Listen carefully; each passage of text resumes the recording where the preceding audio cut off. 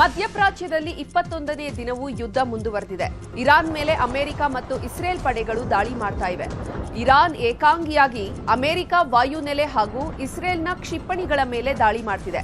ಈ ಮಧ್ಯೆ ಇರಾನ್ ಮೇಲೆ ಏರ್ ಸ್ಟ್ರೈಕ್ ಮಾಡಲು ಹೋದಂತಹ ಅಮೆರಿಕದ F-35 ಯುದ್ಧ ವಿಮಾನವು ತುರ್ತು ಭೂಸ್ಪರ್ಶವಾಗಿದೆ.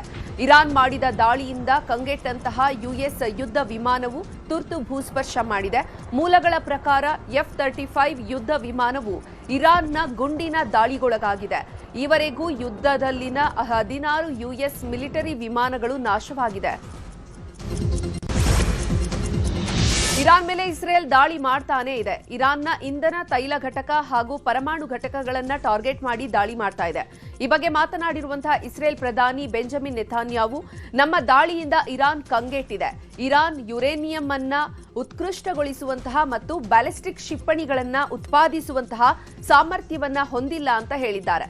ಇನ್ನು ಯುದ್ಧದಲ್ಲಿ ನಾವು ಗೆಲ್ತಿದ್ದೇವೆ, ಇರಾನ್ ಅನ್ನ ನಾಶಪಡಿಸುತ್ತಿದ್ದೇವೆ ಅಂತ ಹೇಳಿದ್ದಾರೆ.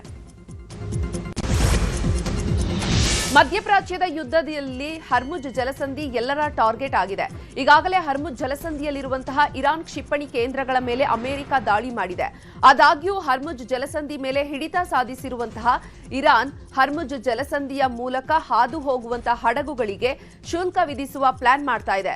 ಯುದ್ಧ ಶುರುವಾದಾಗಿನಿಂದಲೂ ಕೂಡ ಹರ್ಮುಜ್ ಜಲಸಂಧಿಯಲ್ಲಿ ಹಾದು ಹೋಗುವಂತಹ ಹಡಗುಗಳಿಗೆ ಇರಾನ್ ಅಡ್ಡಿಪಡಿಸಿದೆ.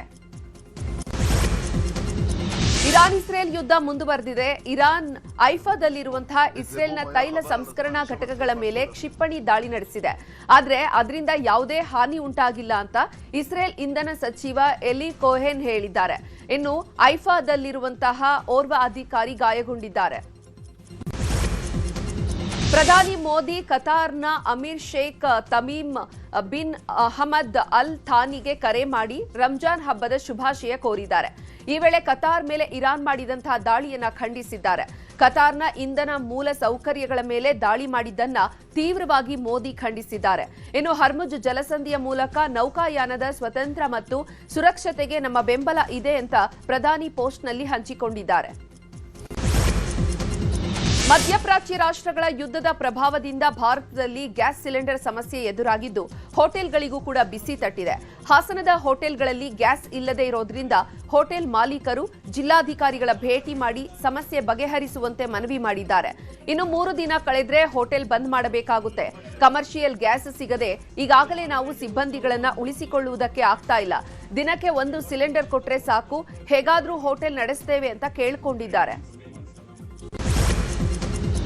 ಅಡುಗೆ ಅನಿಲ ಸಿಲಿಂಡರ್ ಜೊತೆಗೆ ಕಮರ್ಷಿಯಲ್ ಸಿಲಿಂಡರ್ ಪೂರೈಕೆಯಲ್ಲಿ ವ್ಯತ್ಯಯದ ಹಿನ್ನೆಲೆ ಕೋಲಾರದ ಸೌದೆ ಒಲೆಯೂ ಕೂಡ ಬೆಲೆಯೂ ಕೂಡ ಏರಿಕೆಯಾಗಿದೆ.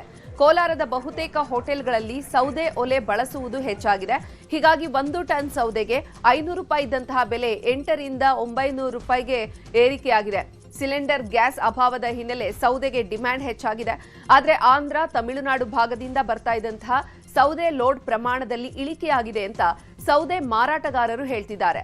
ಸೌದೆ ಬೆಲೆಯಲ್ಲಿ ಮತ್ತಷ್ಟು ಏರಿಕೆಯಾಗುವ ಸಾಧ್ಯತೆಗಳಿದೆ ಅಂತ ತಿಳಿದು ಬಂದಿದೆ. ಉತ್ತರ ಕನ್ನಡ ಜಿಲ್ಲೆಯ ದಾಂಡೇಲಿಯ ಹಲವು ಹೋಟೆಲ್ಗಳ ಮೇಲೆ ಆಹಾರ ಇಲಾಖೆ ಅಧಿಕಾರಿಗಳು ದಾಳಿ ಮಾಡಿದ್ದಾರೆ. ಹೋಟೆಲ್, ಟೀ ಅಂಗಡಿಗಳ ಮೇಲೆ ಅಧಿಕಾರಿಗಳು ದಾಳಿ ಮಾಡಿದ್ದು, ಈ ವೇಳೆ ಗೃಹ ಬಳಕೆ ಸಿಲಿಂಡರ್ ದುರುಪಯೋಗ ಮಾಡ್ತಾ ಇರೋದು ಪತ್ತೆಯಾಗಿದೆ. ಕಮರ್ಷಿಯಲ್ ಬದಲು ಡೊಮೆಸ್ಟಿಕ್ ಸಿಲಿಂಡರ್ ಬಳಕೆ ಮಾಡ್ತಾ ಇರೋದು ಬೆಳಕಿಗೆ ಬಂದಿದೆ. ಒಟ್ಟು 5 ಸಿಲಿಂಡರ್ಗಳನ್ನು ಆಹಾರ ಇಲಾಖೆ ಅಧಿಕಾರಿಗಳು ವಶಕ್ಕೆ ಪಡೆದಿದ್ದಾರೆ.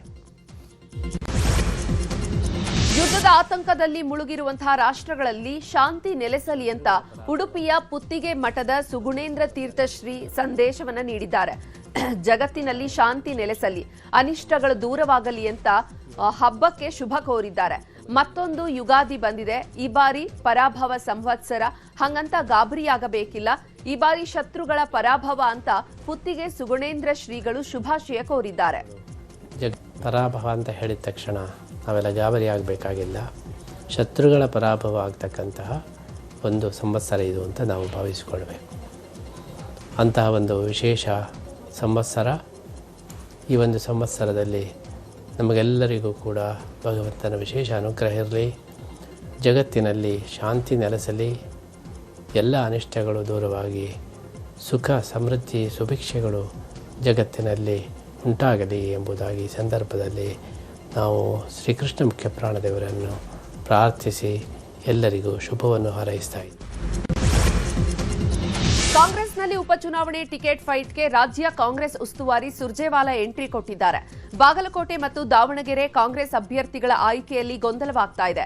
ಹೀಗಾಗಿ ಇವತ್ತು ಬೆಂಗಳೂರಿಗೆ ರಾಜ್ಯ ಉಸ್ತುವಾರಿ ರಣದೀಪ್ ಸಿಂಗ್ ಸುರ್ಜೇವಾಲಾ ಆಗಮಿಸಲಿದ್ದಾರೆ. ಖಾಸಗಿ ಹೋಟೆಲ್ನಲ್ಲಿ ದಾವಣಗೆರೆ ದಕ್ಷಿಣ ಕ್ಷೇತ್ರದ ಸಂಬಂಧ ಸಭೆ ನಡೆಸಲಿದ್ದಾರೆ. ಈ ಸಭೆಯಲ್ಲಿ ಸಿಎಂ ಸಿದ್ದರಾಮಯ್ಯ, ಡಿಸಿಎಂ ಡಿಕೆಶಿ ಹಾಗೂ ಸಚಿವ ಎಸ್ಎಸ್ ಮಲ್ಲಿಕಾರ್ಜುನ್ ಮತ್ತು ಪ್ರಭಾ ಮಲ್ಲಿಕಾರ್ಜುನ್ ಭಾಗಿಯಾಗಲಿದ್ದಾರೆ. ಬಳಿಕ ಕೆಪಿಸಿಸಿಯಲ್ಲಿ 2 ಕ್ಷೇತ್ರದ ಮುಖಂಡರ ಜೊತೆ ಸಭೆ ನಡೆಸಲಿದ್ದಾರೆ. ಕೆಪಿಸಿಸಿ ಸರ್ವೆ ಮೇಲೆ ಉಪಚುನಾವಣೆ ಅಭ್ಯರ್ಥಿ ಆಯ್ಕೆ ನಿಂತಿದೆ. ಈಗಾಗಲೇ 2 ಕ್ಷೇತ್ರದಲ್ಲಿ ಕೆಪಿಸಿಸಿ ರಿಸರ್ಚ್ ಟೀಮ್ ಚುನಾವಣೆ ಸರ್ವೆ ಮಾಡಿದೆ. ಸರ್ವೆ ರಿಪೋರ್ಟ್ ರೆಡಿಯಾಗಿ ಕೆಪಿಸಿಸಿ ಅಧ್ಯಕ್ಷರ ಕೈ ಸೇರಿದೆ.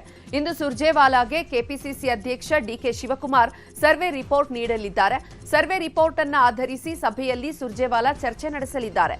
ಸಿಎಂ, ಡಿಸಿಎಂ ಸಚಿವರು, ಮುಖಂಡರ ಜೊತೆ ಸುರ್ಜೇವಾಲಾ ಸಭೆ ನಡೆಸಲಿದ್ದಾರೆ. ದಾವಣಗೆರೆ ದಕ್ಷಿಣ ಉಪಚುನಾವಣೆ ಕ್ಷೇತ್ರದ ಕಾಂಗ್ರೆಸ್ ಟಿಕೆಟ್ ಹಂಚಿಕೆ ಕಗ್ಗಂಟಾಗ್ತಾ ಇದೆ.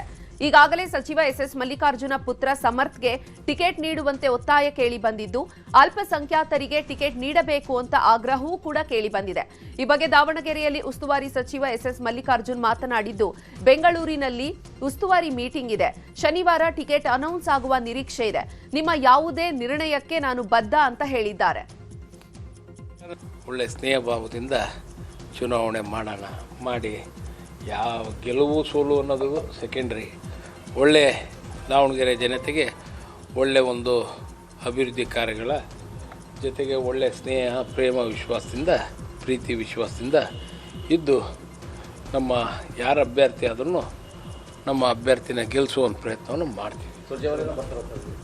ನಾವೇ ಅಟೆಂಡ್ ಮಾಡ್ತೀವಿ ಅಂದರು. ಆಯ್ತು ಮಾಡ್ರಪ್ಪ, ನೀವೇ ಮಾಡಿರಿ ಅಂದೆ. ಯಾಕಂದ್ರೆ ಅಭ್ಯರ್ಥಿ ಪರವಾಗಿ ಹೇಳ್ಬೇಕು, ಮಾಡಬೇಕು ಅನ್ನೋದು ಬೇಡ. ನೀವು ಏನು ಡಿಸಿಷನ್ ತಗೊಂಡ್ರು ನಮಗೆ ಸ್ವಾಗತ ಐತಿ ಅಂತ ಹೇಳಿ ಒಳ್ಳೆ. ಶಾಮನೂರು ಮೊಮ್ಮಗ ಸಮರ್ಥ್ಗೆ ಟಿಕೆಟ್ ಸಿಗುವಂತೆ ಶಾಮನೂರು ಕುಟುಂಬದ ಅಭಿಮಾನಿ ಮಂತ್ರಾಲಯಕ್ಕೆ ತೆರಳಿ ಪೂಜೆ ಸಲ್ಲಿಸಿದ್ದಾರೆ. ಡೋಲಿ ಚಂದ್ರು ಎನ್ನುವವರು ಮಂತ್ರಾಲಯದ ಸುಬುಧೇಂದ್ರ ತೀರ್ಥ ಶ್ರೀಗಳ ಭೇಟಿಯಾಗಿ ಪ್ರಾರ್ಥನೆ ಸಲ್ಲಿಸಿದ್ದಾರೆ. ದಾವಣಗೆರೆ ದಕ್ಷಿಣ ಬಿಜೆಪಿ ಟಿಕೆಟ್ ಆಕಾಂಕ್ಷಿಯಾಗಿದ್ದ ಅಜಯ್ ಕುಮಾರ್ಗೆ ಬಿಜೆಪಿ ಟಿಕೆಟ್ ತಪ್ಪಿದೆ. ಆಪ್ತನಿಗೆ ಟಿಕೆಟ್ ತಪ್ಪಿದ್ದಕ್ಕೆ ಮಾಜಿ ಸಚಿವ ಎಂಪಿ ರೇಣುಕಾಚಾರ್ಯ ಬೇಸರ ವ್ಯಕ್ತಪಡಿಸಿದ್ದಾರೆ. ದಾವಣಗೆರೆಯಲ್ಲಿ ಮಾತನಾಡಿದ ಅವರು, ನಾನು ಅಜಯ್ ಕುಮಾರ್ ಪರ ಟಿಕೆಟ್ ಕೇಳಿದ್ದು ನಿಜ. 2023ರಲ್ಲಿ ಸೋತಂತಹ ವ್ಯಕ್ತಿಗೆ ಮಾನವೀಯತೆಯ ದೃಷ್ಟಿಯಿಂದ ಟಿಕೆಟ್ ನೀಡಿ ಅಂತ ಹೇಳಿದೆ.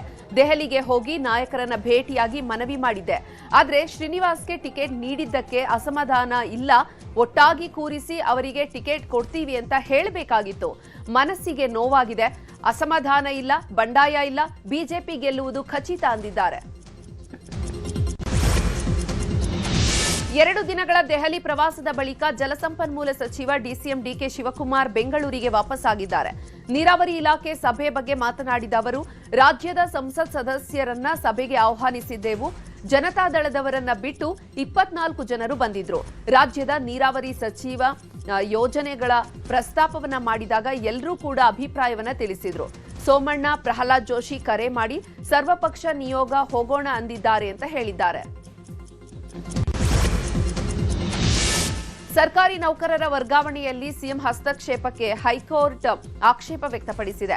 ಬೆಸ್ಕಾಂ ಎಇ ಚೇತನ್ ಎಸ್ ಎನ್ನುವವರು ಸಲ್ಲಿಸಿದ ಅರ್ಜಿ ವಿಚಾರಣೆ ಮಾಡಿದಂತಹ ಹೈಕೋರ್ಟ್ ದ್ವಿಸದಸ್ಯ ಪೀಠ ಸಿಎಂಗೆ ನೌಕರರ ವರ್ಗಾವಣೆಗಿಂತ ಮಾಡಬೇಕಾದ ಉತ್ತಮ ಕೆಲಸಗಳು ಇವೆ ಅಂತ ಅಭಿಪ್ರಾಯಪಟ್ಟಿದೆ. ವರ್ಗಾವಣೆ ವಿಚಾರ ಆಯಾ ಇಲಾಖೆಗೆ ಬಿಡಬೇಕು ಅಂತ ಆದೇಶ ನೀಡಿ ಆದೇಶದ ಪ್ರತಿಯನ್ನ ಸಿಎಂಗೆ ಕಳುಹಿಸಿ ಎಂದಿದೆ. 1ನೇ ತರಗತಿಗೆ ಸೇರಲು 6 ವರ್ಷ ಕಡ್ಡಾಯ ಮಾಡಿರುವುದನ್ನು ವಿರೋಧಿಸಿ ಮಕ್ಕಳ ಜೊತೆ 1 ದಿನದ ಪ್ರತಿಭಟನೆ ನಡೆಸಲು ಪೋಷಕರು ಪ್ಲಾನ್ ಮಾಡಿದ್ದಾರೆ. ಅಂತಿಮ ನಿರ್ಧಾರ ಸಿಎಂ ಅಂಗಳದಲ್ಲಿದ್ದು, ಸಿಎಂ ಯಾವುದೇ ನಿರ್ಧಾರವನ್ನು ಕೈಗೊಂಡ್ರೂ ನಾವು ಬದ್ಧ ಅಂತ ಶಿಕ್ಷಣ ಸಚಿವ ಮಧು ಬಂಗಾರಪ್ಪ ತಿಳಿಸಿದ್ದಾರೆ. ಹೀಗಾಗಿ ಫ್ರೀಡಂ ಪಾರ್ಕ್ನಲ್ಲಿ ಪ್ರತಿಭಟನೆ ಮಾಡಿ ಸಿಎಂ ಸಿದ್ದರಾಮಯ್ಯ ಗಮನ ಸೆಳೆಯಲು ಪೋಷಕರು ನಿರ್ಧರಿಸಿದ್ದಾರೆ. ರಾಜ್ಯದಲ್ಲಿ 2 ದಿನ ಮಳೆ ಬರಲಿದೆ ಅಂತ ಹವಾಮಾನ ಇಲಾಖೆ ಮುನ್ಸೂಚನೆ ನೀಡಿದೆ. ರಾಜ್ಯದ ಹಲವು ಜಿಲ್ಲೆಗಳಲ್ಲಿ ಯೆಲ್ಲೋ ಅಲರ್ಟ್ ಘೋಷಿಸಲಾಗಿದೆ. ಒಟ್ಟು 18 ಜಿಲ್ಲೆಗಳಿಗೆ ಇಂದು ನಾಳೆ ಯೆಲ್ಲೋ ಅಲರ್ಟ್ ಇರಲಿದೆ. ಈ ಎಲ್ಲಾ ಜಿಲ್ಲೆಗಳಲ್ಲೂ ಕೂಡ ಆಲಿಕಲ್ಲು ಮಳೆ ಸುರಿಯುವಂತಹ ಸಾಧ್ಯತೆ ಇದೆ. ಇನ್ನು ಬೆಳಗಾವಿ ಜಿಲ್ಲೆಯಾದ್ಯಂತ ಮಳೆಯಾಗ್ತಾ ಇದೆ. ಅಥಣಿ ಹಾಗೂ ಚಿಕ್ಕೋಡಿಯಲ್ಲಿ ಆಲಿಕಲ್ಲು ಮಳೆಯಾಗ್ತಾ ಇದೆ. ದ್ರಾಕ್ಷಿ ಬೆಳೆಗಾರರು ಸಂಕಷ್ಟಕ್ಕೆ ಸಿಲುಕಿದ್ದಾರೆ. ಒಣಗಿಸಲು ಹಾಕಿದಂತಹ ದ್ರಾಕ್ಷಿಯೆಲ್ಲ ಮಳೆಯಲ್ಲಿ ನೆಂದೋಗಿದ್ದು ರೈತರು ಕಂಗಾಲಾಗಿದ್ದಾರೆ. ಇನ್ನು ಹಾವೇರಿ ನಗರದಲ್ಲೂ ಕೂಡ ಅಕಾಲಿಕ ಮಳೆಯಾಗಿದೆ. ನಗರದ ಪ್ರಮುಖ ರಸ್ತೆಗಳಲ್ಲಿ ಆಲಿಕಲ್ಲು ಮಳೆಯಾಗಿದ್ದು ಕೆಲವೆಡೆ ತಗ್ಗು ಪ್ರದೇಶಗಳಿಗೆ ಮಳೆ ನೀರು ನುಗ್ಗಿದೆ. ಇನ್ನು ಶಿವಮೊಗ್ಗ ಜಿಲ್ಲೆಯ ಅನುಪಿನಕಟ್ಟೆ ಗ್ರಾಮದಲ್ಲಿ ಸುರಿದಂತಹ ಆಲಿಕಲ್ಲು ಮಳೆಗೆ ಕಲ್ಲಂಗಡಿ ಬೆಳೆ ನಾಶವಾಗಿದೆ. ರಾಮಣ್ಣ ಎನ್ನುವವರು 3 ಎಕರೆಯಲ್ಲಿ ಬೆಳೆದಿದ್ದ ಕಲ್ಲಂಗಡಿ ಮಣ್ಣು ಪಾಲಾಗಿದೆ.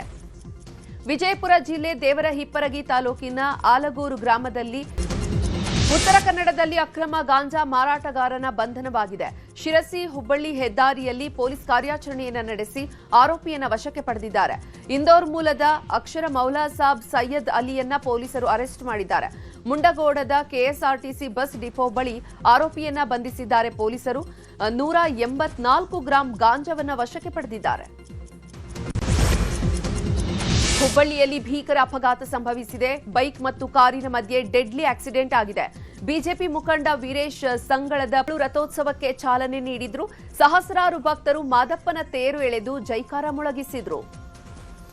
ಇನ್ನು ಉತ್ತರ ಕನ್ನಡ ಜಿಲ್ಲೆಯ ಬಡಗೇರಿಯಲ್ಲಿ ಯುಗಾದಿ ಹಬ್ಬವನ್ನ ಸಂಭ್ರಮದಿಂದ ಆಚರಣೆ ಮಾಡಲಾಯಿತು. ಅಂಕೋಲಾ ಬಡಗೇರಿಯಲ್ಲಿ ಹಾಲಕ್ಕಿ ಒಕ್ಕಲಿಗರ ಸ್ತಬ್ಧ ಚಿತ್ರವನ್ನ ಪ್ರದರ್ಶಿಸಲಾಯಿತು. ಸಾಂಪ್ರದಾಯಿಕ ಸ್ತಬ್ಧ ಚಿತ್ರ ಹಬ್ಬದ ಮೆರುಗನ್ನ ಹೆಚ್ಚಿಸಿತ್ತು.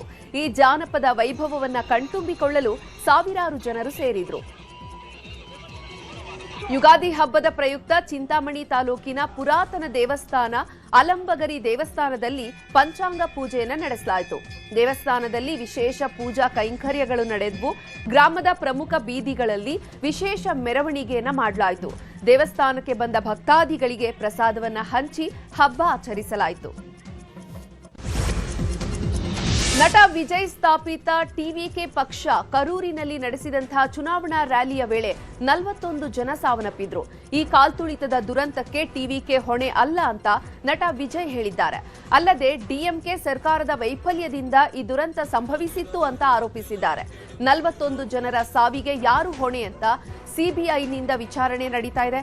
ಈ ವಿಚಾರಣೆ ವೇಳೆಯೂ ಕೂಡ ಈ ಶಾಕಿಂಗ್ ಡ್ರೋನ್ ವಿಡಿಯೋ ವೈರಲ್ ಆಗ್ತಾ ಇದೆ. ವಿಡಿಯೋ ರಿಲೀಸ್ ಬಳಿಕ ವಿಜಯ್ಗೆ ಮತ್ತಷ್ಟು ಸಂಕಷ್ಟ ಎದುರಾಗುವಂತಹ ಸಾಧ್ಯತೆ ಇದೆ.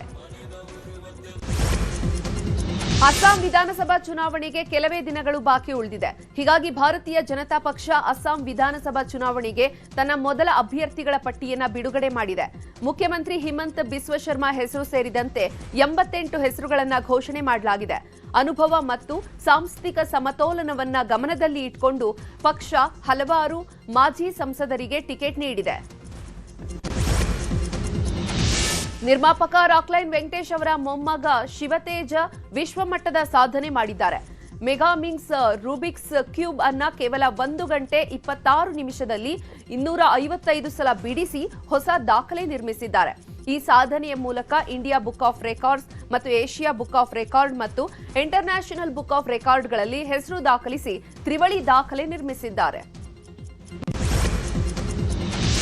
ಬಾಹುಬಲಿ ದೇವಸೇನ ಮತ್ತೊಮ್ಮೆ ಸುದ್ದಿಯಲ್ಲಿದ್ದಾರೆ. ಅನುಷ್ಕಾ ಶೆಟ್ಟಿ ಮದುವೆ ಫಿಕ್ಸ್ ಆಗಿದೆ.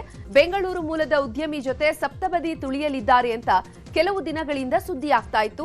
ಇದೀಗ ಎಲ್ಲದಕ್ಕೂ ಅನುಷ್ಕಾ ಶೆಟ್ಟಿ ಟೀಮ್ ಬ್ರೇಕ್ ಹಾಕಿದೆ. ಮದುವೆಯ ಕುರಿತ ಸುದ್ದಿಗಳೆಲ್ಲ ಕೇವಲ ರೂಮರ್ಸ್ ಅಷ್ಟೇ ಅಂತ ಸ್ಪಷ್ಟಪಡಿಸಿದೆ. ಕ್ರಿಕೆಟಿಗ ತಿಲಕ್ ವರ್ಮಾ ಪೆದ್ದಿ ಚಿತ್ರೀಕರಣದ ಸ್ಥಳಕ್ಕೆ ಭೇಟಿ ನೀಡಿದ್ದಾರೆ. ನಟ ರಾಮ್ ಚರಣ್ ಜೊತೆ ಒಂದಷ್ಟು ಸಮಯ ಕಳೆದಿದ್ದಾರೆ. ಈ ವೇಳೆ ಪೆದ್ದಿ ಸಿನಿಮಾದಲ್ಲಿ ತಾವು ಬಳಸಿದಂತಹ ಬ್ಯಾಟ್ ಅನ್ನ ತಿಲಕ್ ವರ್ಮಾಗೆ ಉಡುಗೊರೆಯಾಗಿ ರಾಮ್ ಚರಣ್ ನೀಡಿದ್ದಾರೆ. ಹಾಗೆ ತಿಲಕ್ ವರ್ಮಾ ಸಾಧನೆಯನ್ನ ಕೊಂಡಾಡಿದ್ದಾರೆ.